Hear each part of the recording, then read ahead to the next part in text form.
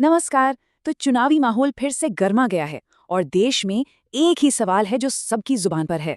तो चलिए आज इस पर थोड़ी बात करते हैं और देखते हैं कि ओपिनियन पोल्स के मुताबिक देश की सियासी नब्ज क्या कहती है। और वो सबसे बड़ा सवाल यही है, कौन बनेगा अगला कप्तान। अगर मान लीजिए चुनाव कल ही हो जाएं, तो देश की बागडोर किसके हाथ में जाएगी। यही वो सवाल है जिसका जवाब आज हम इन आंकड़ों में ढूंढने की कोशिश करेंगे। देखिए, मोटे तौर पर देखें तो कहानी में दो किरदार मेन हैं। एक तरफ है प्रधानमंत्री मोदी, जिनके लिए सवाल है कि क्या वो तीसरी बार वापसी करेंगे, और दूसरी तरफ है राहुल गांधी, जिनसे उम्मीद है कि क्या वो कोई मास्टर स्ट्रोक चलकर बाजी पलट देंगे। पूरा सर्वे इन्हीं दो संभावनाओं के इर्द गिर्द घूमता है। ठीक है, तो अब बातों से आगे बढ़ते हैं और सीधे आंकड़ों की दुनिया में चलते हैं। देखते हैं कि यह सर्वे देश के मूड के बारे में आखिर कह क्या रहा है। तो सबसे पहले नजर डालते हैं वोट शेयर पर। इसका सीधा सा मतलब है कि अगर 100 लोग वोट दे रहे हैं तो कितने किसको वोट देंगे। सर्वे के मुताबिक एनडीए को मिल रहे हैं 43% वोट, आईएनडीआई गठबंधन को 38% और बाकी के 19% वोट अन्य के खाते में जा रहे हैं। मतलब वोट शेयर के हिसाब से देखें तो फासला बहुत ज्यादा नहीं है। मुकाबला काफी दिलचस्प लग रहा है। लेकिन असली खेल तो सीटों का होता है। सरकार वोट से नहीं, सीटों से बनती है। तो अब देखते हैं कि ये वोट शेयर सीटों में कैसे बदलता है। सर्वे कहता है कि एनडीए को 295 सीटें मिल सकती हैं, आईएनडीआई को 180 और अन्य को 68। तो यहाँ देखिए, यहाँ पर फासला एकदम से काफी बड़ा हो जाता है। अच्छा, ये जो पूरे देश का नंबर है, ये आता कहाँ से है? ये आता है अलग अलग राज्यों से, जहाँ असली चुनावी जंग लड़ी जाती है। तो चलिए एक छोटा सा टूर करते हैं देश के कुछ अहम चुनावी मैदानों का। शुरुआत करते हैं उत्तर भारत से। इसे अक्सर राजनीति का किला कहा जाता है और यहाँ जो होता है उसका असर पूरे देश के नतीजों पर पड़ता है। और ये आंकड़े बता रहे हैं कि इस किले पर किसकी पकड़ मजबूत है। उत्तर प्रदेश हो, बिहार हो या राजस्थान, इन बड़े राज्यों में सर्वे एनडीए को एक तरफा बढ़त दिखा रहा है। सच तो ये है कि एनडीए की जो राष्ट्रीय टैली है उसकी बुनियाद यहीं से रखी जाती है। अब उत्तर से सीधे चलते हैं दक्षिण की तरफ। यहाँ की राजनीति, यहाँ के समीकरण, सब कुछ एकदम अलग है। यहाँ का मुकाबला कहीं ज्यादा कड़ा और दिलचस्प है। और ये नंबर्स देखिए, ये उत्तर और दक्षिण की कहानी का फर्क साफ साफ बताते हैं। तमिलनाडु और केरल में आईएनडीए गठबंधन का दबदबा दिख रहा है, तो कर्नाटक में फाइट थोड़ी क्लोज है। इससे ये पता चलता है कि कोई एक तरफा लहर नहीं है। देश के अलग अलग हिस्सों में वोटर अलग अलग तरह से सोच रहा है। तो हमने राज्यों की बात कर ली। अब ये समझते हैं कि लोग जब वोट देने जाते हैं तो उनके दिमाग में चलता क्या है, वो कौन से मुद्दे हैं जो सबसे ज्यादा मायने रखते हैं। सर्वे के हिसाब से ये 4 मुद्दे टॉप पर हैं। महंगाई और बेरोजगारी, यानी रोजमर्रा की जिंदगी से जुड़े मुद्दे सबसे अहम हैं। इसके बाद आते हैं विकास और भ्रष्टाचार। मतलब साफ है, चुनाव इस बात पर लड़ा जाएगा कि विकास के बड़े बड़े वादे और आम आदमी की जेब की हकीकत में कितना तालमेल है। और ये एक लाइन जो सर्वे में कई लोगों ने कही, ये पूरी कहानी का निचोड़ है कि हाँ, काम तो दिख रहा है, लेकिन हमारी जेब पर उसका असर कब दिखेगा। ये एक ऐसा सवाल है जो वोटर हर पार्टी से पूछ रहा है। तो हमने देश का मूड समझ लिया, राज्यों का हाल देख लिया और जनता के मन की बात भी जान ली। अब इन सब टुकड़ों को जोड़कर देखते हैं कि आखिर में बड़ी तस्वीर क्या बनती है। तो ये वो मौका है जब सारे छोटे बड़े आंकड़े मिलकर एक फाइनल नंबर बनाते हैं। चलिए देखते हैं कि अंतिम अनुमान क्या कहता है। पर उससे पहले ये नंबर याद कर लीजिए, 272। ये वो जादुई आंकड़ा है जो दिल्ली का रास्ता तय करता है। सरकार बनाने के लिए इतनी सीटें चाहिए ही चाहिए। तो सवाल ये उठता है कि लेखक इतने आत्मविश्वास से ये दावा कर कैसे रहा है। चलिए पता लगाते हैं। अब इतना बड़ा दावा, इतना कॉन्फिडेंस आ कहां से रहा है। जरा इस एक कोट पर नजर डालिए जो लेख में दिया गया है।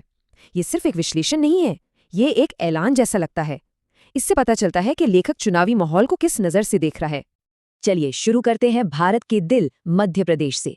यहाँ दांव पर हैं 29 सीटें और इस लेख के हिसाब से तो यहाँ कोई टक्कर ही नहीं है। तो मध्य प्रदेश के लिए भविष्यवाणी क्या है? एकदम साफ, 29 में से 29 सीटें एनडीए को। लेख के मुताबिक विपक्ष का खाता भी नहीं खुलेगा। ये तो पूरी तरह से एक तरफा जीत का दावा है। तो सवाल ये है कि इस क्लीन स्वीप का आधार क्या है? लेख इसे कहता है विकास की लहर। ये सिर्फ एक शब्द नहीं है, ये एक बहुत पावरफुल इमेज है। ये बताता है कि मतदाता सिर्फ नीतियों पर रिएक्ट नहीं कर रहे हैं, बल्कि उन्हें लग रहा है कि वो एक बड़े बदलाव का हिस्सा हैं। ठीक है, तो ये तो हुई मध्य प्रदेश की बात। अब चलते हैं पहाड़ों की तरफ, हिमाचल प्रदेश। क्या वहां भी कहानी कुछ ऐसी ही है? यहाँ 4 सीटें हैं और भविष्यवाणी यहाँ भी उतनी ही जबरदस्त है। और हाँ, यहाँ भी पैटर्न बिल्कुल वैसा ही दोहराया गया है। लेख की भविष्यवाणी के हिसाब से हिमाचल की 4 सीटें एनडीए के खाते में जाती दिख रही हैं। विपक्ष के लिए कोई जगह नहीं। देखिए, ये लेख सिर्फ नंबरों का खेल नहीं बता रहा है, ये माहौल की भी बात कर रहा है। हिमाचल के बारे में कहा गया है कि वहां की वादियों में सबसे ऊंची गूंज एनडीए के कैंपेन की ही है। इसी से पता चलता है कि लेखक को क्यों लग रहा है कि हवा एक ही तरफ बह रही है। चलिए अब देश के दूसरे हिस्से में चलते हैं, नॉर्थ ईस्ट। क्या ये जो पैटर्न हमने देखा वो नागालैंड और सिक्किम जैसे छोटे लेकिन स्ट्रेटेजिकली बहुत जरूरी राज्यों में भी दिखेगा? और कहानी यहाँ भी नहीं बदलती। नागालैंड और सिक्किम दोनों ही राज्यों में एक एक सीट है और दोनों ही एनडीए को जाती दिख रही हैं। इससे वो जो 35-0 का दावा है वो और भी पक्का होता दिखता है। तो नॉर्थ ईस्ट में इस अनुमानित जीत का क्या कारण बताया जा रहा है? लेख के मुताबिक ये सिर्फ सड़कें या बिल्डिंग्स बनाने की बात नहीं है, बात है विकास के जरिए लोगों के दिलों को छूने की। ये एक बहुत ही इमोशनल तर्क है। तो हमने मध्य प्रदेश देखा, हिमाचल देखा और नॉर्थ ईस्ट भी। इन सारी भविष्यवाणियों में एक चीज कॉमन है, एक धागा है जो इन सबको जोड़ता है, और लेख इस पर एक बहुत ही साफ तर्क देता है। तो पूरे लेख का जो सार है, जो निचोड़ है, वो दो शब्दों पर आकर टिक जाता है: स्थिरता और विकास। लेखक का मानना है कि वोटर एक स्टेबल सरकार और दिखने वाले डेवलपमेंट के नाम पर वोट कर रहे हैं, और यही चीज इन सभी राज्यों में एनडीए के पक्ष में एक लहर बना रही है। तो कहानी शुरू होती है देश के सबसे पहले नतीजे से। और ये नतीजा कहां से आया? ये आया अरब सागर के बीच बसे खूबसूरत केंद्र शासित प्रदेश लक्षद्वीप से। अब देखिए, लक्षद्वीप में लोकसभा की सिर्फ एक सीट है, लेकिन कहते हैं ना, हर बड़ी कहानी की शुरुआत एक छोटे से कदम से होती है। तो हमारी चुनावी कहानी की शुरुआत भी यहीं से होती है। और नतीजा क्या रहा? पहली ही सीट सीधा एनडीए के खाते में। जैसा कि एक जगह कहा गया है, अरब सागर के नीले पानी के बीच से खबर आई, एक सीट, और वो पूरी की पूरी एनडीए की। तो स्कोरबोर्ड पर पहला अंक लग चुका है। चलिए अब रुख करते हैं उत्तर भारत की तरफ, और यहां हमें दो बिल्कुल अलग, एकदम जुदा चुनावी कहानियां देखने को मिली। सबसे पहले चलते हैं बर्फीले पहाड़ों की वादियों में, जम्मू कश्मीर। यहां कुल 6 सीटों पर मुकाबला था, और नतीजा बिल्कुल बराबरी पे छूटा। 3 सीटें एनडीए को तो 3 सीटें इंडिया गठबंधन को। मतलब एकदम कांटे की टक्कर। इसने वाकई सबको हैरान कर दिया। इसे एक जगह बहुत ही दिलचस्प तरीके से बताया गया। ये एक बैलेंस्ड फाइट थी, जैसे क्रिकेट का कोई टाई ब्रेकर मैच। वाकई शांति और विकास के मुद्दों पर एक रोमांचक मुकाबला देखने को मिला। तो जम्मू कश्मीर के इस टाई के बाद अब सीधा चलते हैं देश की राजधानी दिल्ली। यहां दांव पर थीं 7 सीटें, और दिल्ली का फैसला जम्मू कश्मीर से एकदम उलट। यहां नतीजा एक तरफा रहा, एक क्लीन स्वीप। 7 की 7 सीटें एनडीए के पाले में गईं। इंडिया गठबंधन यहां अपना खाता तक नहीं खोल पाया। इस नतीजे पर एक बड़ी दिलचस्प टिप्पणी सुनने को मिली। दिल्ली तो जैसे मोदी मैजिक में डूबी हुई है। ठीक है, तो लक्षद्वीप से शुरुआत, फिर जम्मू कश्मीर का टाई और दिल्ली का क्लीन स्वीप। एनडीए 49 सीटों के साथ काफी आराम से आगे हैं। वहीं इंडिया गठबंधन 20 पर है और 2 सीटें दूसरों के खाते में है। मुकाबला वाकई दिलचस्प होता जा रहा है। उत्तर के बाद अब कहानी का रुख करते हैं दक्षिण भारत की तरफ। देखते हैं वहां की सियासी हवा किस ओर बह रही है। और दक्षिण से एक बड़ा और अहम नतीजा आया तेलंगाना से। यहां 17 सीटों पर मुकाबला था, और यहां देखिए, एनडीए ने 17 में से 11 सीटों पर एक बड़ी जीत दर्ज की। दिलचस्प बात यह है कि इंडिया गठबंधन को एक भी सीट नहीं मिली। बाकी 3 सीटें क्षेत्रीय पार्टियों के पास गईं। दक्षिण में एनडीए की ये जीत एक बहुत अहम दस्तक मानी जा रही है। और इसी के साथ फ्रेंच फ्लेवर वाले खूबसूरत शहर पुडुचेरी की एक सीट भी एनडीए के ही नाम रही। अब कुछ और राज्यों पर नजर डालते हैं, जहां कहीं तो एक तरफा जीत मिली तो कहीं कहीं करीबी मुकाबले हुए। इन नतीजों ने कहानी को और भी ज्यादा दिलचस्प बना दिया है। और ये स्लाइड 2 बिल्कुल अलग तस्वीरें दिखाती है। एक तरफ है छत्तीसगढ़, जहां एनडीए ने 11-0 से क्लीन स्वीप किया, 100% का स्ट्राइक रेट, और दूसरी तरफ है पंजाब, जहां कहानी एकदम उल्टी है। यहां इंडिया गठबंधन ने 11 सीटें जीतकर अपना दबदबा दिखाया। और फिर बादलों के घर मेघालय में हमें जम्मू कश्मीर जैसा ही एक और ताय देखने को मिला। यहां भी नतीजा 1-1 से बराबर रहा, 1 सीट एनडीए को और 1 इंडिया गठबंधन को। तो चुनावी नतीजों की रात स्क्रीन पर जो नंबर बदलते हैं ना, वो सिर्फ आंकड़े नहीं होते, वो तो एक पूरी कहानी सुना रहे होते हैं, देश के मिजाज की। तो चलिए आज हम इन्हीं नंबरों की कहानी को समझते हैं परत परत। देखते हैं कि कैसे एक एक राज्य ने मिलकर भारत का फैसला सुनाया। तो सबसे बड़ा सवाल यही उठता है, ये जो नंबर हैं, ये आखिर कहानी क्या कह रहे हैं? चलिए पता लगाते हैं। इस सवाल का जवाब हमें मिलेगा इन आंकड़ों के सफर में। हम एक एक राज्य को देखेंगे और समझेंगे कि नतीजों की ये पूरी इमारत ईंट दर ईंट कैसे बनी। वो कौन से राज्य थे जहां से पहली तस्वीरें आईं, जहां से बढ़त बननी शुरू हुई? आइए देखते हैं। और हमारी गिनती की शुरुआत हो रही है दक्षिण के एक बहुत ही अहम रणक्षेत्र कर्नाटक से। देखिए, ये एक ऐसा राज्य है जहां विधानसभा चुनाव के नतीजे कुछ और ही थे। तो जाहिर है सबकी नजरें इस बात पर थी कि लोकसभा में यहां क्या होता है। तो नतीजे सामने हैं। कर्नाटक की कुल 28 सीटों में से बीजेपी के नेतृत्व वाले एनडीए को मिली 22 सीटें, एक बड़ा आंकड़ा। वहीं विपक्षी दलों के इंडिया गठबंधन को 5 सीटों पर ही रुकना पड़ा और 1 सीट गई अन्य के खाते में। सच कहूं तो दक्षिण में इतनी मजबूत शुरुआत ने कई राजनीतिक पंडितों को भी चौंका दिया था। और शायद इसीलिए हमारे स्रोते से कहते हैं, एनडीए का दक्षिणी दबदबा एक सरप्राइज पैकेज। सच में इस एक नतीजे ने चुनाव के दिन का शुरुआती टोन सेट कर दिया था। तो दक्षिण में इस जबरदस्त प्रदर्शन के बाद चलिए अब पश्चिम की ओर चलते हैं, प्रधानमंत्री के गृह राज्य गुजरात। यहां कहानी सरप्राइज की नहीं थी, यहां तो उम्मीदें थी क्लीन स्वीप की। और हुआ भी बिल्कुल वैसा ही। गुजरात ने एकदम एक तरफा फैसला सुनाया। 26 में से 25 सीटें सीधी एनडीए के खाते में। इंडिया गठबंधन को मिली सिर्फ एक सीट। ये अपने गढ़ को बचाने जैसा था, और वो भी क्या शानदार तरीके से। तो सोचिए, सिर्फ इन 2 बड़े राज्यों के बाद ही तस्वीर क्या बन रही है। अच्छा, अब बड़े राज्यों की बात तो हो गई, लेकिन कहानी सिर्फ इनकी नहीं होती। चलिए देखते हैं कि कैसे छोटे छोटे राज्य और यूनियन टेरिटरीज भी इस बड़ी कहानी में अपना रोल अदा करते हैं, और कैसे ये आंकड़ों की रफ्तार को और तेज कर देते हैं। और जरा रफ्तार देखिए, दमन और दीव से +1, अरुणाचल प्रदेश से +2, उत्तराखंड की पांचों सीटें, और मिजोरम से भी +1। ये जो छोटी छोटी लेकिन पक्की जीतें होती हैं ना, यही मिलकर एक बड़ी लहर बनाती हैं। तो इन सारी जीतों को मिला के अब हमारी गिनती पहुंच गई है 240 सीटों तक। और एनडीए का स्कोर 166, वो अपनी बढ़त को और भी मजबूत कर रहा है। इंडिया गठबंधन अभी 64 पर है। बहुमत का जो मैजिकल नंबर होता है ना, वो अब यहां से साफ साफ पहुंच में दिखने लगा है।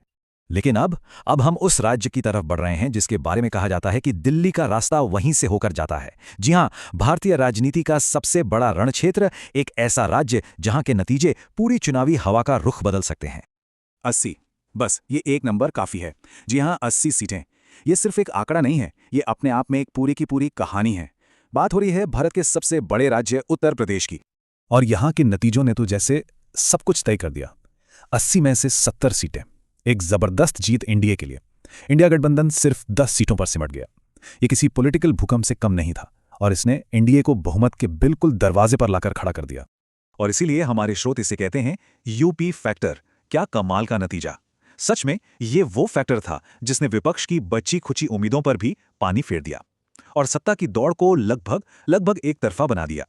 तो यूपी के नतीजों के बाद एक बार फिर से स्कोरबोर्ड पर नजर डालते हैं। अब तक 321 सीटों की गिनती हो चुकी है, और एनडीए का आंकड़ा देखिए, 237, इंडिया गठबंधन 74 पर और अन्य 10 पर। अब ये सिर्फ एक बढ़त नहीं है, ये एक प्रचंड बढ़त है। तो अब जीत की नींव तो रखी जा चुकी है मजबूती से। चलिए अब देखते हैं कि कुछ और राज्यों ने इस बढ़त को और कैसे मजबूत किया और फाइनल तस्वीर को शेप दिया। अब चलते हैं पूरब की ओर, उड़ीसा, जहां चुनावी तस्वीर बिल्कुल साफ नजर आई। तो ओडिशा की 21 सीटों में से 15 सीटें एनडीए ने जीती। इंडिया गठबंधन को मिली 2 सीटें और 4 सीटें गईं अन्य के खाते में, जिसमें वहां की एक बड़ी रीजनल पार्टी भी शामिल है। ये जीत दिखाती है कि पूर्वी भारत में भी एनडीए का प्रभाव कितना बढ़ रहा था। और अब हम अपनी गिनती के आखिरी पड़ाव पर हैं। चलिए झारखंड के आंकड़े देखते हैं। झारखंड में भी कहानी ज्यादा अलग नहीं थी। वहां की 14 सीटों में से 13 सीटें एक तरफा तरीके से एनडीए ने जीती, और इंडिया गठबंधन को मिली सिर्फ 1 सीट। तो ये इस इलाके में एनडीए के दबदबे पर एक और पक्की मोहर थी।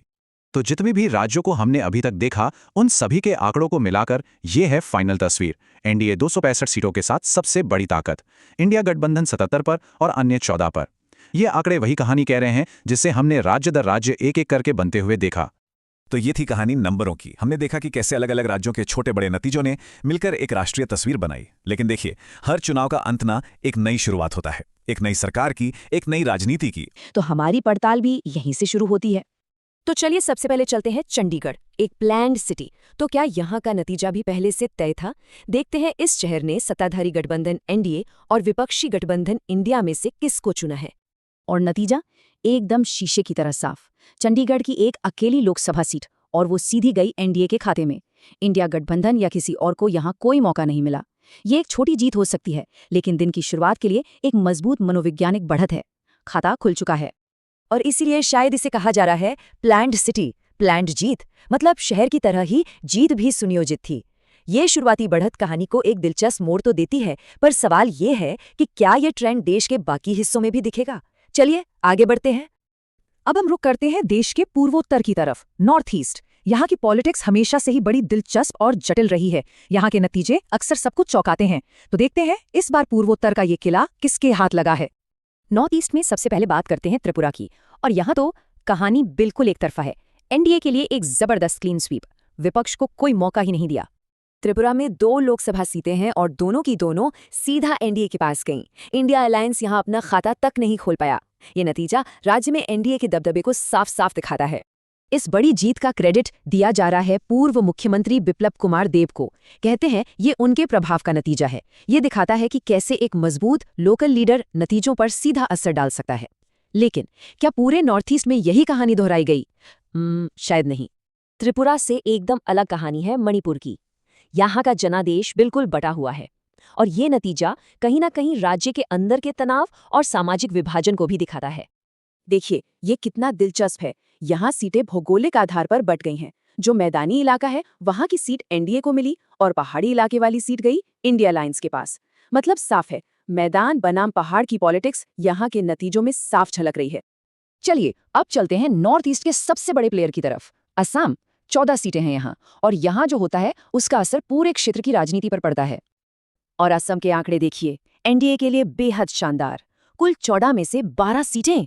इंडिया अलायंस बस 2 सीटों पर सिमट गया। ये एक बहुत बड़ी जीत है जो दिखाती है कि नॉर्थ ईस्ट में एनडीए की पकड़ कितनी मजबूत है। इस जबरदस्त परफॉर्मेंस के पीछे एक ही नाम लिया जा रहा है, हिमंत का जादू। मुख्यमंत्री हिमंत बिस्वा शर्मा की रणनीति और जमीनी पकड़ ने यहाँ एनडीए के लिए कमाल कर दिया है। तो नॉर्थ ईस्ट की कहानी हमने देख ली। अब बारी है बड़े राज्यों की। वो स्टेट्स जहां सीटें ज्यादा हैं और जहां से दिल्ली का रास्ता तय होता है। यहाँ नंबर भी बड़े हैं और ड्रामा भी। तो सबसे पहले चलते हैं राजस्थान। और यहाँ तो लगता है एनडीए ने चुनावी जीत की जैसे बरसात ही कर दी है, विपक्ष को ज्यादा मौके दिए बिना। जरा आंकड़ों पर नजर डालिए। 25 में से 22 सीटें एनडीए के पास। इंडिया अलायंस को बस 3 से संतोष करना पड़ा। ये एक तरफा प्रदर्शन है जो दिखाता है कि राज्य में एनडीए का पलड़ा कितना भारी है। लेकिन क्या हर बड़े राज्य की कहानी इतनी सीधी सादी थी, या फिर कहानी में कोई ट्विस्ट भी है? चलिए अब साउथ की तरफ चलते हैं। एक ऐसा राज्य जहां के नतीजों ने सबको हैरान कर दिया। और ये रहा वो ट्विस्ट, आंध्र प्रदेश। यहाँ के नतीजे देखिए, 25 में से 16 सीटें एनडीए के पास। लेकिन जो सबसे बड़ी खबर है वो है वाईएसआरसीपी का प्रदर्शन, जो सिर्फ 9 सीटों पर रह गई हैं, और इंडिया अलायंस 0। ये एक बहुत बड़ा उलटफेर है। इस उलटफेर के हीरो हैं चंद्रबाबू नायडू। क्या जबरदस्त वापसी की है उन्होंने। उनकी पार्टी टीडीपी, जो एनडीए का ही हिस्सा है, उसी ने ये कमाल किया है। और ये एक ऐसा ट्विस्ट है जिसने सिर्फ आंध्र की नहीं बल्कि दिल्ली की राजनीति के समीकरण भी बदल दिए हैं। तो हमने अलग अलग राज्यों की कहानी देखी, कहीं एनडीए का दबदबा तो कहीं जबरदस्त ट्विस्ट। अब इन सब टुकड़ों को जोड़कर देखते हैं कि बड़ी तस्वीर क्या कहती है। 500 से ज्यादा सीटों की गिनती हो चुकी है, तो आखिर लहर है किसकी? और ये है द बिग पिक्चर। 500 सीटों का आंकड़ा देखें। एनडीए 363 सीटों के साथ बहुत बड़ी बढ़त बनाए हुए है। इंडिया अलायंस 117 पर और बाकी 20। ये जो फासला है ये बहुत बड़ा है और ये एक बहुत साफ इशारा दे रहा है। इन नंबर्स को देखकर तो बस एक ही बात जुबान पर आती है, लहर तेज है। और शुरुआत करते हैं बिहार से। सोर्स का कहना है कि यहाँ की राजनीति जाति का खेल है। तो इस जटिल खेल में पोल का झुकाव किस तरफ है, आइए देखते हैं। ये देखिए बिहार की 40 सीटों का हिसाब किताब। पोल का मानना है कि एनडीए यहाँ लगभग क्लीन स्वीप कर सकता है 35 सीटों के साथ, और इंडिया गठबंधन के लिए सिर्फ 5 सीटें। ये तो वाकई एक तरफा बढ़त दिख रही है। और इतनी बड़ी बढ़त की वजह क्या है? सोर्स के मुताबिक इसका क्रेडिट सीधे सीधे नीतीश मोदी जोड़ी के जादू को जा रहा है। अच्छा, बिहार के बाद अब रुख करते हैं महाराष्ट्र का। सोर्स इसे मराठी मणि कह रहा है और यहाँ के आंकड़े भी एनडीए के टोटल में एक बड़ा हिस्सा जोड़ रहे हैं।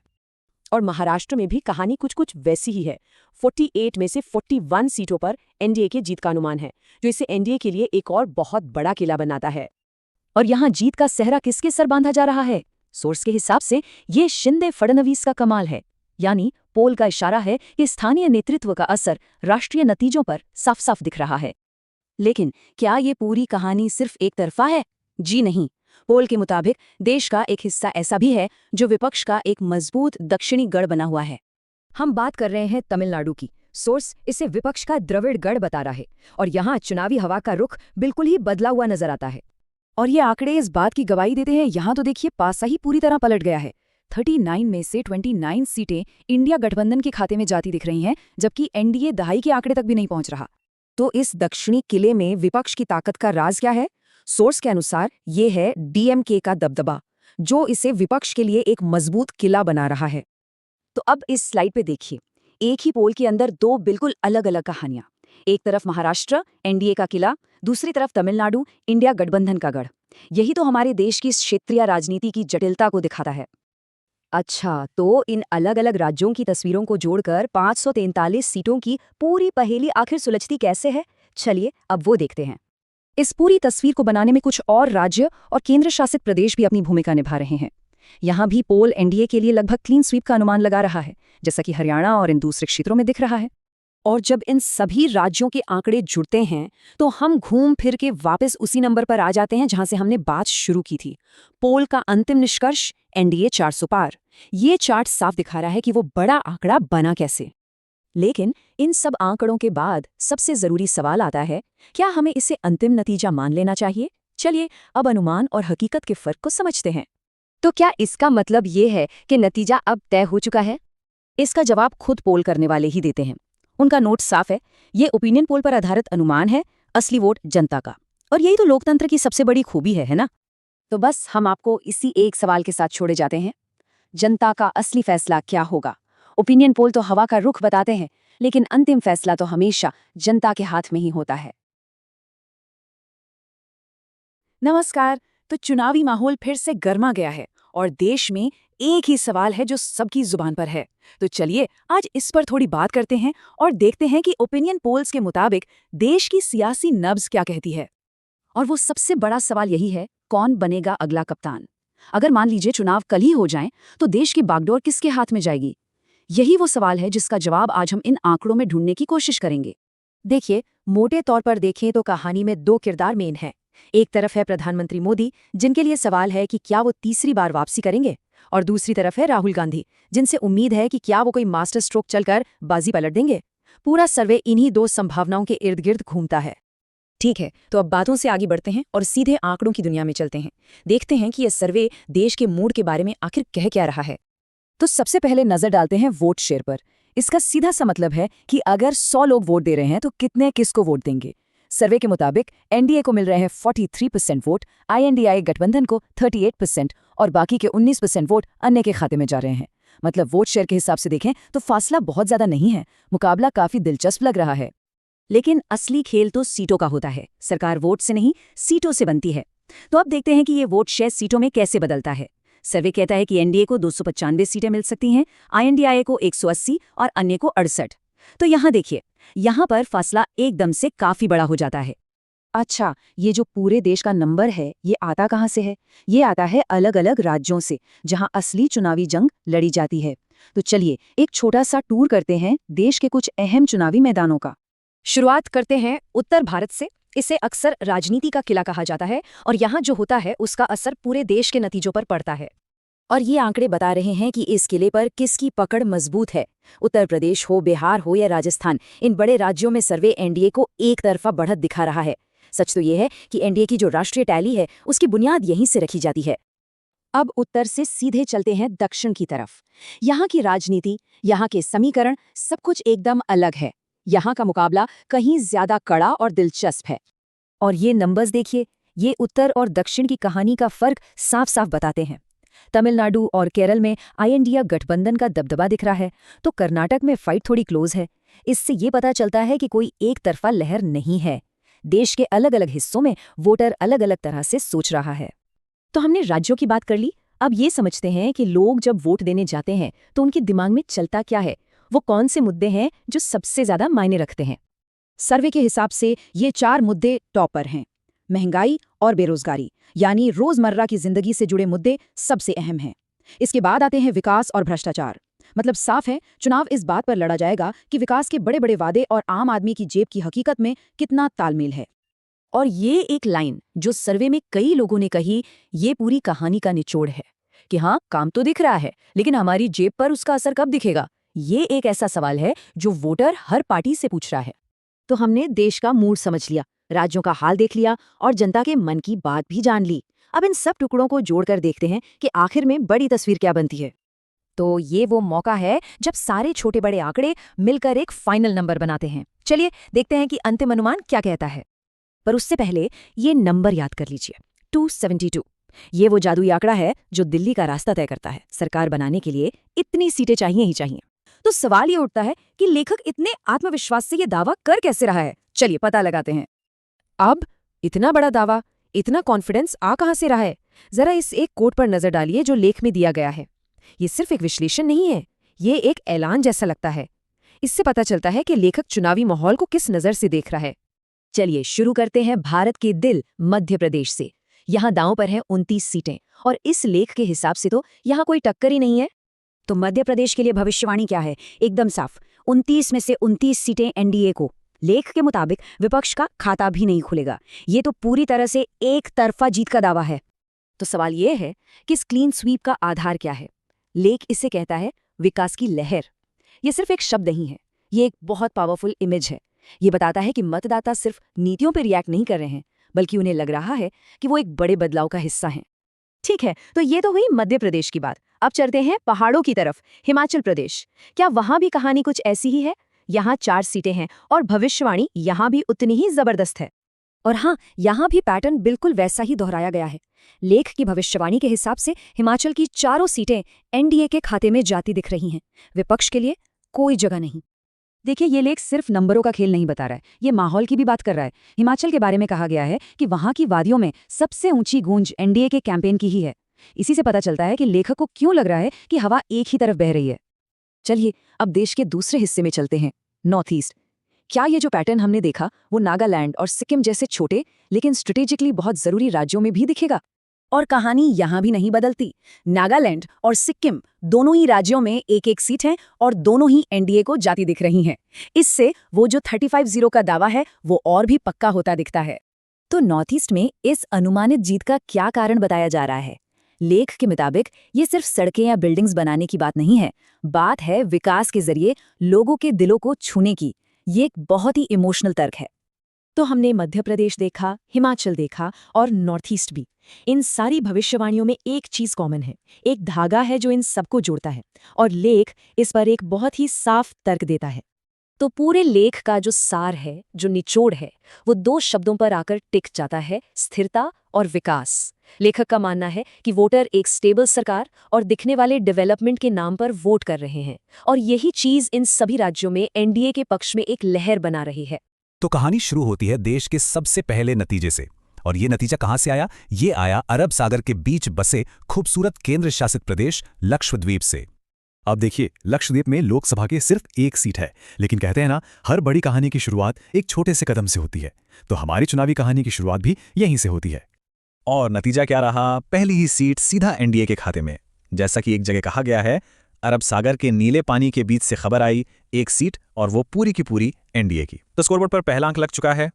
चलिए अब रुख करते हैं उत्तर भारत की तरफ, और यहां हमें 2 बिल्कुल अलग, एकदम जुदा चुनावी कहानियां देखने को मिली। सबसे पहले चलते हैं बर्फीले पहाड़ों की वादियों में, जम्मू कश्मीर। यहां कुल 6 सीटों पर मुकाबला था, और नतीजा बिल्कुल बराबरी पे छूटा। 3 सीटें एनडीए को तो 3 सीटें इंडिया गठबंधन को। मतलब एकदम कांटे की टक्कर। इसने वाकई सबको हैरान कर दिया। इसे एक जगह बहुत ही दिलचस्प तरीके से बताया गया। ये एक बैलेंस्ड फाइट थी, जैसे क्रिकेट का कोई टाई ब्रेकर मैच। वाकई शांति और विकास के मुद्दों पर एक रोमांचक मुकाबला देखने को मिला। तो जम्मू कश्मीर के इस टाई के बाद अब सीधा चलते हैं देश की राजधानी दिल्ली। यहां दांव पर थीं 7 सीटें, और दिल्ली का फैसला जम्मू कश्मीर से एकदम उलट। यहां नतीजा एक तरफा रहा, एक क्लीन स्वीप। 7 की 7 सीटें एनडीए के पाले में गईं। इंडिया गठबंधन यहां अपना खाता तक नहीं खोल पाया। इस नतीजे पर एक बड़ी दिलचस्प टिप्पणी सुनने को मिली। दिल्ली तो जैसे मोदी मैजिक में डूबी हुई है। ठीक है, तो लक्षद्वीप से शुरुआत, फिर जम्मू कश्मीर का टाई और दिल्ली का क्लीन स्वीप। एनडीए 49 सीटों के साथ काफी आराम से आगे हैं। वहीं इंडिया गठबंधन 20 पर है और 2 सीटें दूसरों के खाते में है। मुकाबला वाकई दिलचस्प होता जा रहा है। उत्तर के बाद अब कहानी का रुख करते हैं दक्षिण भारत की तरफ। देखते हैं वहां की सियासी हवा किस ओर बह रही है। और दक्षिण से एक बड़ा और अहम नतीजा आया तेलंगाना से।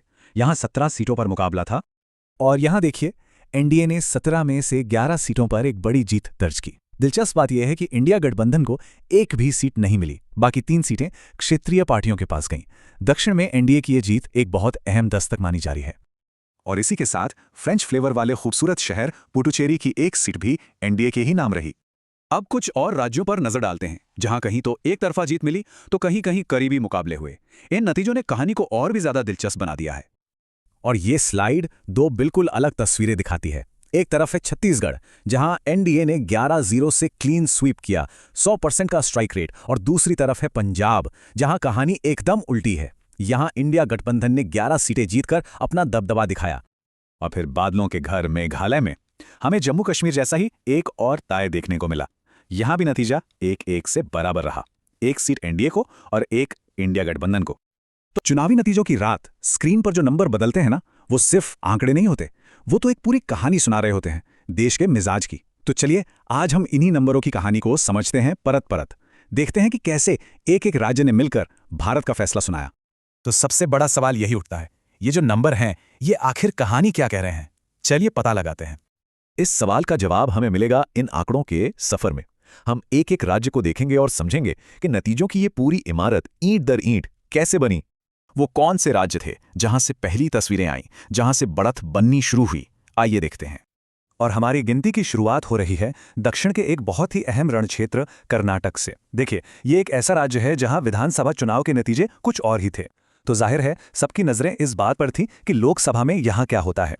तो नतीजे सामने हैं। कर्नाटक की कुल 28 सीटों में से बीजेपी के नेतृत्व वाले एनडीए को मिली 22 सीटें, एक बड़ा आंकड़ा।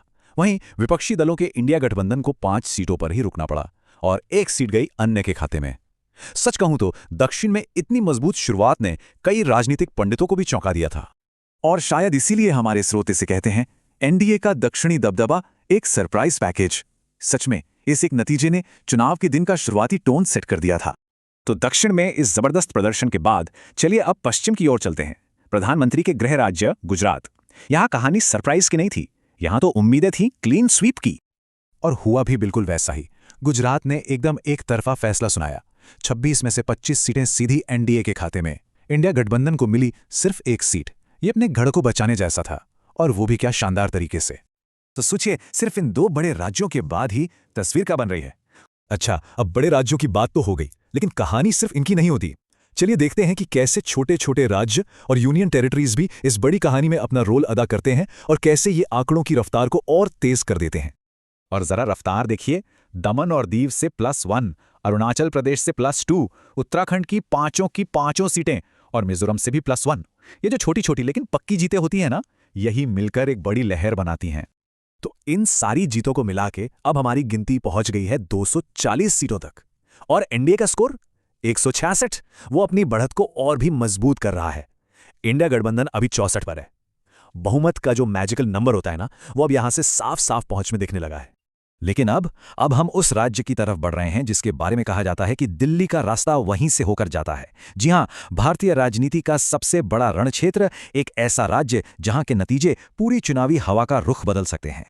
80, बस ये एक नंबर काफी है। जी हां, 80 सीटें। ये सिर्फ एक आंकड़ा नहीं है, ये अपने आप में एक पूरी की पूरी कहानी है। बात हो रही है भारत के सबसे बड़े राज्य उत्तर प्रदेश की। और यहां के नतीजों ने तो जैसे सब कुछ तय कर दिया। 80 में से 70 सीटें, एक जबरदस्त जीत एनडीए के लिए। इंडिया गठबंधन सिर्फ 10 सीटों पर सिमट गया। ये किसी पॉलिटिकल भूकंप से कम नहीं था और इसने एनडीए को बहुमत के बिल्कुल दरवाजे पर लाकर खड़ा कर दिया। और इसीलिए हमारे स्रोत इसे कहते हैं यूपी फैक्टर। क्या कमाल का नतीजा। सच में ये वो फैक्टर था जिसने विपक्ष की बची खुची उम्मीदों पर भी पानी फेर दिया और सत्ता की दौड़ को लगभग एक तरफा बना दिया। तो यूपी के नतीजों के बाद एक बार फिर से स्कोरबोर्ड पर नजर डालते हैं। अब तक 321 सीटों की गिनती हो चुकी है और एनडीए का आंकड़ा देखिए, 237, इंडिया गठबंधन 74 पर और अन्य 10 पर। अब ये सिर्फ एक बढ़त नहीं है, ये एक प्रचंड बढ़त है। तो अब जीत की नींव तो रखी जा चुकी है मजबूती से। चलिए अब देखते हैं कि कुछ और राज्यों ने इस बढ़त को और कैसे मजबूत किया और फाइनल तस्वीर को शेप दिया। अब चलते हैं पूरब की ओर, उड़ीसा, जहां चुनावी तस्वीर बिल्कुल साफ नजर आई। तो उड़ीसा की 21 सीटों में से 15 सीटें एनडीए ने जीती। इंडिया गठबंधन को मिली 2 सीटें और 4 सीटें गईं अन्य के खाते में, जिसमें वहां की एक बड़ी रीजनल पार्टी भी शामिल है। ये जीत दिखाती है कि पूर्वी भारत में भी एनडीए का प्रभाव कितना बढ़ रहा था। और अब हम अपनी गिनती के आखिरी पड़ाव पर हैं। चलिए झारखंड के आंकड़े देखते हैं। झारखंड में भी कहानी ज्यादा अलग नहीं थी। वहां की 14 सीटों में से 13 सीटें एक तरफा तरीके से एनडीए ने जीती और इंडिया गठबंधन को मिली सिर्फ 1 सीट। तो ये इस इलाके में एनडीए के दबदबे पर एक और पक्की मोहर थी। तो जितने भी राज्यों को हमने अभी तक देखा, उन सभी के आंकड़ों को मिलाकर ये है फाइनल तस्वीर। एनडीए 265 सीटों के साथ सबसे बड़ी ताकत, इंडिया गठबंधन 77 पर और अन्य 14 पर। ये आंकड़े वही कहानी कह रहे हैं जिससे हमने राज्य दर राज्य एक एक करके बनते हुए देखा। तो ये थी कहानी नंबरों की। हमने देखा कि कैसे अलग अलग राज्यों के छोटे बड़े नतीजों ने मिलकर एक राष्ट्रीय तस्वीर बनाई। लेकिन देखिए, हर चुनाव का अंत ना एक नई शुरुआत होता है, एक नई सरकार की, एक नई राजनीति की। तो हमारी पड़ताल भी यहीं से शुरू होती है। तो चलिए सबसे पहले चलते हैं चंडीगढ़, एक प्लैन्ड सिटी। तो क्या यहाँ का नतीजा भी पहले से तय था? देखते हैं इस शहर ने सत्ताधारी गठबंधन एनडीए और विपक्षी गठबंधन इंडिया में से किसको चुना है। और नतीजा एकदम शीशे की तरह साफ। चंडीगढ़ की एक अकेली लोकसभा सीट, और वो सीधी गई एनडीए के खाते में। इंडिया गठबंधन या किसी और को यहाँ कोई मौका नहीं मिला। ये एक छोटी जीत हो सकती है, लेकिन दिन की शुरुआत के लिए एक मजबूत मनोवैज्ञानिक बढ़त है। खाता खुल चुका है। और इसीलिए शायद इसे कहा जा रहा है प्लैन्ड सिटी, प्लैन्ड जीत। मतलब शहर की तरह ही जीत भी सुनियोजित थी। ये शुरुआती बढ़त कहानी को एक दिलचस्प मोड़ तो देती है, पर सवाल ये है कि क्या ये ट्रेंड देश के बाकी हिस्सों में भी दिखेगा। चलिए आगे बढ़ते हैं। अब हम रुक करते हैं देश के पूर्वोत्तर की तरफ, नॉर्थ ईस्ट। यहाँ की पॉलिटिक्स हमेशा से ही बड़ी दिलचस्प और जटिल रही है। यहाँ के नतीजे अक्सर सबको चौंकाते हैं। तो देखते हैं इस बार पूर्वोत्तर का ये किला किसके हाथ लगा है। नॉर्थ ईस्ट में सबसे पहले बात करते हैं त्रिपुरा की, और यहाँ तो कहानी बिल्कुल एक तरफा है। एनडीए के लिए एक जबरदस्त क्लीन स्वीप, विपक्ष को कोई मौका ही नहीं दिया। त्रिपुरा में 2 लोकसभा सीटें हैं और दोनों की दोनों सीधा एनडीए के पास गईं। इंडिया अलायंस यहां अपना खाता तक नहीं खोल पाया। ये नतीजा राज्य में एनडीए के दबदबे को साफ साफ दिखाता है। इस बड़ी जीत का क्रेडिट दिया जा रहा है पूर्व मुख्यमंत्री बिप्लब कुमार देब को। कहते हैं ये उनके प्रभाव का नतीजा है। ये दिखाता है कि कैसे एक मजबूत लोकल लीडर नतीजों पर सीधा असर डाल सकता है। लेकिन क्या पूरे नॉर्थ ईस्ट में यही कहानी दोहराई गई? शायद नहीं। त्रिपुरा से एकदम अलग कहानी है मणिपुर की। यहाँ का जनादेश बिल्कुल बटा हुआ है, और ये नतीजा कहीं ना कहीं राज्य के अंदर के तनाव और सामाजिक विभाजन को भी दिखाता है। देखिए ये कितना दिलचस्प है। यहाँ सीटें भौगोलिक आधार पर बट गई हैं। जो मैदानी इलाका है वहाँ की सीट एनडीए को मिली, और पहाड़ी इलाके वाली सीट गई इंडिया अलायंस के पास। मतलब साफ है, मैदान बनाम पहाड़ की पॉलिटिक्स यहाँ के नतीजों में साफ झलक रही है। चलिए अब चलते हैं नॉर्थ ईस्ट के सबसे बड़े प्लेयर की तरफ, असम। 14 सीटें हैं यहाँ, और यहाँ जो होता है उसका असर पूरे क्षेत्र की राजनीति पर पड़ता है। और असम के आंकड़े देखिए, एनडीए के लिए बेहद शानदार। कुल 14 में से 12 सीटें। इंडिया अलायंस बस 2 सीटों पर सिमट गया। ये एक बहुत बड़ी जीत है जो दिखाती है कि नॉर्थ ईस्ट में एनडीए की पकड़ कितनी मजबूत है। इस जबरदस्त परफॉर्मेंस के पीछे एक ही नाम लिया जा रहा है, हिमंत का जादू। मुख्यमंत्री हिमंत बिस्वा शर्मा की रणनीति और जमीनी पकड़ ने यहाँ एनडीए के लिए कमाल कर दिया है। तो नॉर्थ ईस्ट की कहानी हमने देख ली। अब बारी है बड़े राज्यों की, वो स्टेट्स जहां सीटें ज्यादा हैं और जहां से दिल्ली का रास्ता तय होता है। यहाँ नंबर भी बड़े हैं और ड्रामा भी। तो सबसे पहले चलते हैं राजस्थान, और यहाँ तो लगता है एनडीए ने चुनावी जीत की जैसे बरसात ही कर दी है, विपक्ष को ज्यादा मौके दिए बिना। जरा आंकड़ों पर नजर डालिए, 25 में से 22 सीटें एनडीए के पास। इंडिया अलायंस को बस 3 से संतोष करना पड़ा। ये एक तरफा प्रदर्शन है जो दिखाता है कि राज्य में एनडीए का पलड़ा कितना भारी है। लेकिन क्या हर बड़े राज्य की कहानी इतनी सीधी सादी थी, या फिर कहानी में कोई ट्विस्ट भी है? चलिए अब साउथ की तरफ चलते हैं, एक ऐसा राज्य जहां के नतीजों ने सबको हैरान कर दिया। और ये रहा वो ट्विस्ट, आंध्र प्रदेश। यहाँ के नतीजे देखिए, 25 में से 16 सीटें एनडीए के पास। लेकिन जो सबसे बड़ी खबर है वो है वाईएसआरसीपी का प्रदर्शन, जो सिर्फ 9 सीटों पर रह गई हैं, और इंडिया अलायंस 0। ये एक बहुत बड़ा उलटफेर है। इस उलटफेर के हीरो हैं चंद्रबाबू नायडू। क्या जबरदस्त वापसी की है उन्होंने। उनकी पार्टी टीडीपी, जो एनडीए का ही हिस्सा है, उसी ने ये कमाल किया है। और ये एक ऐसा ट्विस्ट है जिसने सिर्फ आंध्र की नहीं बल्कि दिल्ली की राजनीति के समीकरण भी बदल दिए हैं। तो हमने अलग अलग राज्यों की कहानी देखी, कहीं एनडीए का दबदबा तो कहीं जबरदस्त ट्विस्ट। अब इन सब टुकड़ों को जोड़कर देखते हैं कि बड़ी तस्वीर क्या कहती है। 500 से ज्यादा सीटों की गिनती हो चुकी है, तो आखिर लहर है किसकी? और ये है द बिग पिक्चर। 500 सीटों का आंकड़ा देखें।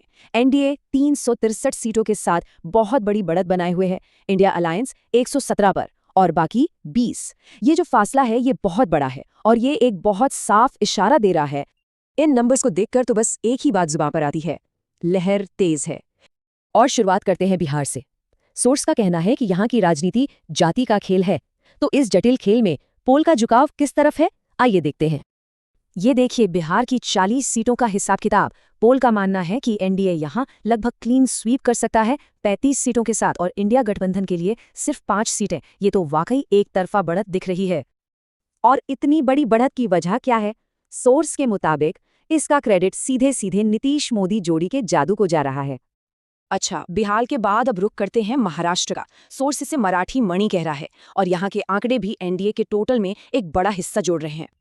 और महाराष्ट्र में भी कहानी कुछ कुछ वैसी ही है।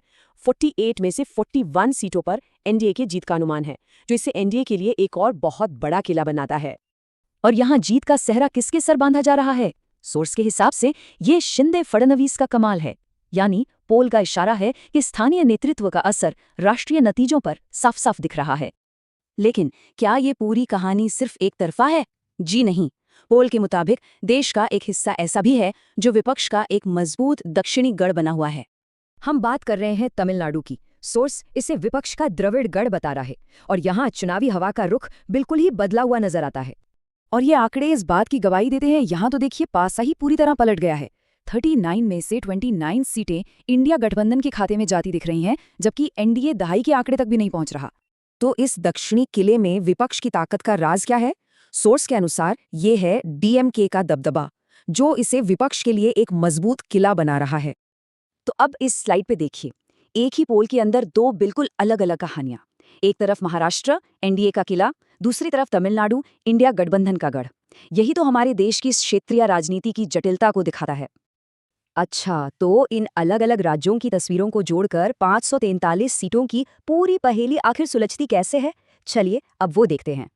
इस पूरी तस्वीर को बनाने में कुछ और राज्य और केंद्र शासित प्रदेश भी अपनी भूमिका निभा रहे हैं। यहाँ भी पोल एनडीए के लिए लगभग क्लीन स्वीप का अनुमान लगा रहा है, जैसा कि हरियाणा और इन दूसरे क्षेत्रों में दिख रहा है। और जब इन सभी राज्यों के आंकड़े जुड़ते हैं तो हम घूम फिर के वापस उसी नंबर पर आ जाते हैं जहां से हमने बात शुरू की थी। पोल का अंतिम निष्कर्ष एनडीए 400 पार।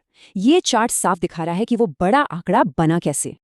लेकिन इन सब आंकड़ों के बाद सबसे जरूरी सवाल आता है, क्या हमें इसे अंतिम नतीजा मान लेना चाहिए? चलिए अब अनुमान और हकीकत के फर्क को समझते हैं। तो क्या इसका मतलब ये है कि नतीजा अब तय हो चुका है? इसका जवाब खुद पोल करने वाले ही देते हैं। उनका नोट साफ है, ये ओपिनियन पोल पर आधारित अनुमान है, असली वोट जनता का। और यही तो लोकतंत्र की सबसे बड़ी खूबी है ना? तो बस हम आपको इसी एक सवाल के साथ छोड़े जाते हैं। जनता का असली फैसला क्या होगा? ओपिनियन पोल तो हवा का रुख बताते हैं, लेकिन अंतिम फैसला तो हमेशा जनता के हाथ में ही होता है।